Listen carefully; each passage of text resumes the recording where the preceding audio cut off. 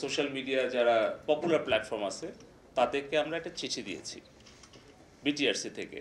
আমরা চিঠিতে লিখেছি যে গত 1 মাসের আমাদের দেশে ঘটে যাওয়া বিভিন্ন অনাকাঙ্ক্ষিত সহিংসতা এবং বিভিন্ন ধরনের যেই প্রচার গুজব, আপনি যেটা যথার্থই বলেছেন যে গুজব, মিথ্যা অপপ্রচার, এগুলো ছড়িয়ে যে বিশৃঙ্খল অবস্থা সৃষ্টি করেছে একদল ষড়যন্ত্রকারী, সেগুলোর বিভিন্ন প্ল্যাটফর্ম, বিভিন্ন কন্টেন্ট আমরা তাদেরকে বিভিন্ন সময় পাঠিয়েছি।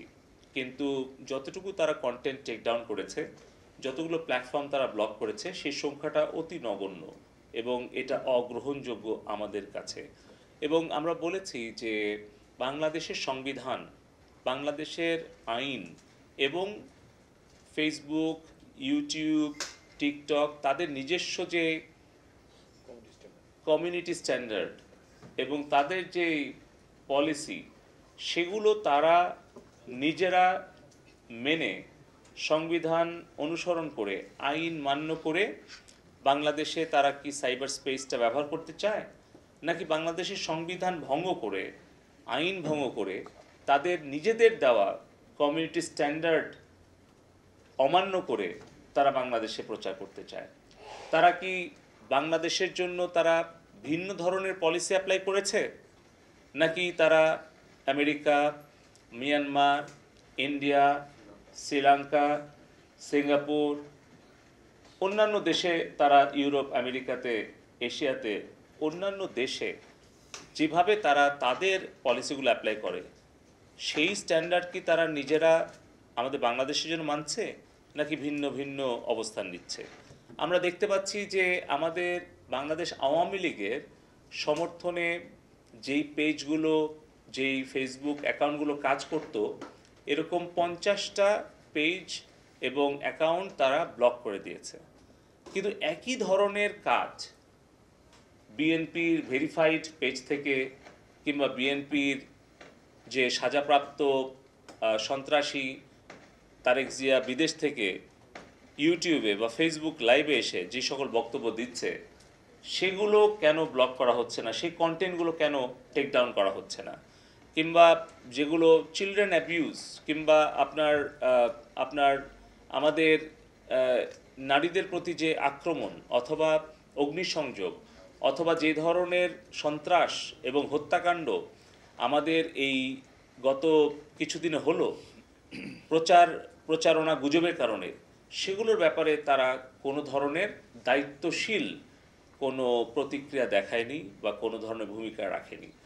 আপনারা জানেন, সংবাদ মাধ্যমে যারা মূলধারায় আছেন, যে কিভাবে 2জন ছাত্র মারা গেছে এই অপপ্রচার শুরু করা হলো ফেসবুকে, কিন্তু সেটাকে কোনোভাবে এটা মিস ইনফরমেশন বলে ফ্ল্যাগও দেওয়া হয়নি এবং তার প্রেক্ষিতে আন্তর্জাতিক কিছু গণমাধ্যম সেইটা নিউজ করে এবং কিছু দেশের মুখপাত্র সেটাকে তারা স্বীকৃতি দেয় এবং তার প্রেক্ষিতে পুরো দেশে এই ফেসবুকের গুজব, মিথ্যা তথ্য ছড়িয়ে যখন উস্কানি দেওয়া হয়, তার প্রেক্ষিতে কিন্তু তার বেশ কয়েক ঘন্টা পর আরও 5 জনের মৃত্যু হয়। তাহলে আমরা বলেছি যে এই মৃত্যুর দায় কি ফেসবুক এড়াতে পারে? এই সকল উত্তর দেওয়ার জন্য আমরা 31 জুলাই আমরা এই সোশ্যাল মিডিয়া প্ল্যাটফর্মগুলোকে ঢাকায় এসে বিটিআরসিতে তাদেরকে লিখিত এবং মৌখিকভাবে জবাব এবং ব্যাখ্যা দেওয়ার জন্য আমরা অনুরোধ করেছি। তারা এসে যুক্তি এবং ব্যাখ্যা দিয়ে যদি আমাদেরকে বুঝাতে পারে যে সারা বিশ্বের সব দেশের জন্য তাদের নীতিমালা একই এবং অন্যান্য দেশে তারা যেভাবে কন্টেন্ট তারা টেকডাউন করে বা ব্লক করে, বাংলাদেশের ক্ষেত্রেও তারা সমানভাবে তাদের এই বৈষম্যমুক্ত আচরণ করছে বা করেছে বা করবে, তাহলে এগুলো আলোচনা, ব্যাখ্যা, বিশ্লেষণ করে তারপরে আমরা সিদ্ধান্তটা গ্রহণ করতে চাই। তো এই ব্যাপারে আমরা 31 তারিখে তাদের কাছ থেকে শুনে তারপর আমরা সিদ্ধান্ত নিতে চাচ্ছি। আমরা আসলে তো সম্পূর্ণভাবে কখনোই কোনো অ্যাপ্লিকেশন আমরা ব্লক করিনি। এটা এখন ডিপেন্ড করছে তাদের আচরণের উপরে।